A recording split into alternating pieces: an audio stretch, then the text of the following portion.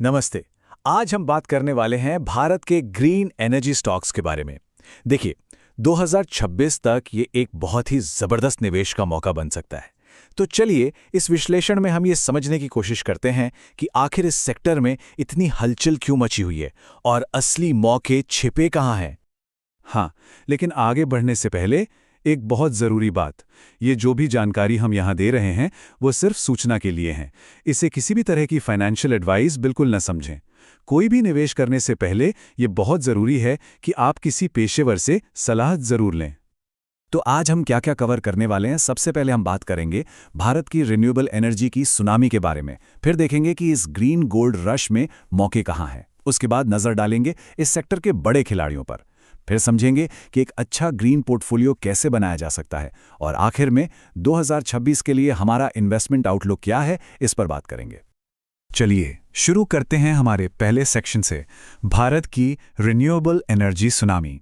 और इसे सुनामी कहना बिल्कुल सही है, क्योंकि ये कोई छोटा मोटा बदलाव नहीं है। ये विकास की एक ऐसी तूफानी लहर है जो पूरे देश को अपनी चपेट में ले रही है। 500 गीगावाट, जी हाँ, ये एक बहुत बड़ा नंबर है। ये भारत का 2030 तक का एक बहुत ही महत्वाकांक्षी लक्ष्य है। और इतना विशाल लक्ष्य जाहिर है पूरे एनर्जी सेक्टर को एक नया आकार दे रहा है और इसमें बहुत बड़े पैमाने पर इन्वेस्टमेंट को भी खींच रहा है। तो सवाल ये उठता है कि इस सुनामी के पीछे की वजह क्या है। कई चीजें एक साथ हो रही हैं। सरकार की नीतियां बहुत मजबूत हैं, इंसेंटिव्स मिल रहे हैं, बड़े पैमाने पर इंफ्रास्ट्रक्चर में निवेश हो रहा है, सोलर पैनल की कीमतें लगातार गिर रही हैं। और हाँ, देश की ऊर्जा सुरक्षा और क्लाइमेट चेंज को लेकर जो कमिटमेंट्स हैं वो भी एक बड़ा फैक्टर हैं। ये सब मिलकर इस सेक्टर के लिए कह सकते हैं परफेक्ट माहौल बना रहे हैं। ठीक है, अब आते हैं हमारे दूसरे सेक्शन पर। इसे हमने नाम दिया है ग्रीन गोल्ड रश। और ऐसा इसलिए क्योंकि इस बड़े सेक्टर के अंदर भी कुछ ऐसे हिस्से हैं जहां ग्रोथ की जबरदस्त संभावनाएं छिपी हुई हैं।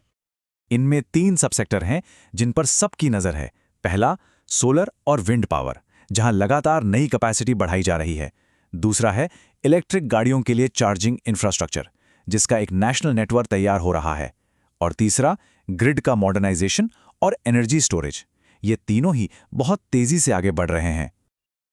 लेकिन देखिए, जहां इतना बड़ा मौका हो वहां कुछ जोखिम भी तो होते हैं, है ना? जैसे कि रेगुलेटरी प्रोसेस में देरी, प्रोजेक्ट्स को पूरा करने में आने वाली दिक्कतें और सप्लाई चेन में रुकावटें। ये कुछ ऐसी चीजें हैं जो इस ग्रोथ की रफ्तार को थोड़ा धीमा कर सकती हैं। चलिए अब जरा उन कंपनियों पर फोकस करते हैं जो इस ग्रीन एनर्जी क्रांति को लीड कर रही हैं। आखिर कौन है वो बड़े खिलाड़ी जो इस पूरे खेल को बदल रहे हैं? तो स्क्रीन पर अगर हम इन बड़ी कंपनियों की तुलना करें, सबसे पहले है अदानी ग्रीन एनर्जी। ये एक प्योर प्ले रिन्यूएबल कंपनी है और इनका 2030 तक का टारगेट है 50 गीगावाट। फिर आते हैं टाटा पावर। ये एक इंटीग्रेटेड प्लेयर है, मतलब सोलर, विंड से लेकर ईवी चार्जिंग और स्मार्ट ग्रिड्स तक हर चीज में मौजूद है। और फिर है रिन्यू पावर, जो सोलर और विंड के साथ साथ एनर्जी स्टोरेज में भी अपनी पकड़ मजबूत कर रही है। वैसे इन 3 बड़ी कंपनियों के अलावा JSW एनर्जी, NHPC लिमिटेड और सुजलॉन एनर्जी जैसी कंपनियों पर भी नजर रखनी चाहिए। ये भी ग्रीन पावर में काफी काम कर रही हैं और नए अवसर बना रही हैं। वैसे अगर ये विश्लेषण आपको काम का लग रहा है और पसंद आ रहा है तो एक लाइक तो बनता है, और हाँ, सब्सक्राइब भी जरूर कर लें। इससे हमें और भी ऐसे डीप डाइव्स लाने की प्रेरणा मिलती है। तो ठीक है, हमने सेक्टर समझ लिया, कंपनियां देख लीं, पर अब इस सारी जानकारी का इस्तेमाल कैसे करें? चलिए अपने चौथे सेक्शन में एक ग्रीन पोर्टफोलियो बनाने की स्ट्रैटेजी को समझते हैं। ये एक तरह से इन्वेस्टर्स के लिए एक रोड मैप जैसा है। एक मजबूत पोर्टफोलियो बनाने के लिए ये 5 कदम बहुत जरूरी हैं। नंबर 1, डाइवर्सिफाई करें, मतलब अपने निवेश को अलग अलग सब सेक्टर्स में बांटें। नंबर 2, मैनेजमेंट को जरूर देखें, ऐसी टीमें चुनें जिन्हें प्रोजेक्ट पूरा करने का अच्छा अनुभव हो। तीसरा है ESG को प्राथमिकता देना, यानी वो कंपनियां जो एनवायरनमेंट, सोशल और गवर्नेंस पर ध्यान देती हैं। चौथा, अपने पोर्टफोलियो में बड़े और मिड कैप दोनों तरह की कंपनियों का एक अच्छा मिश्रण रखें। और पांचवां और सबसे जरूरी, पॉलिसी में हो रहे बदलावों और कंपनियों की कमाई पर लगातार नजर बनाए रखें। और अब हम आ गए हैं अपने आखिरी सेक्शन पर। चलिए अब तक की सारी बातों को समेटते हैं और देखते हैं कि 2026 के लिए हमारा फाइनल इन्वेस्टमेंट आउटलुक क्या कहता है। देखिए, ये एक लाइन इस पूरे मौके की अहमियत को बहुत अच्छे से बताती है। भारत में रिन्यूएबल एनर्जी एक जनरेशनल वेल्थ क्रिएटर बनने के लिए तैयार है। सोचिए, इसका मतलब है कि इस सेक्टर में लॉन्ग टर्म में बहुत बड़ी क्षमता है, जिसे मजबूत फंडामेंटल्स और देश की प्राथमिकताएं सपोर्ट कर रही हैं।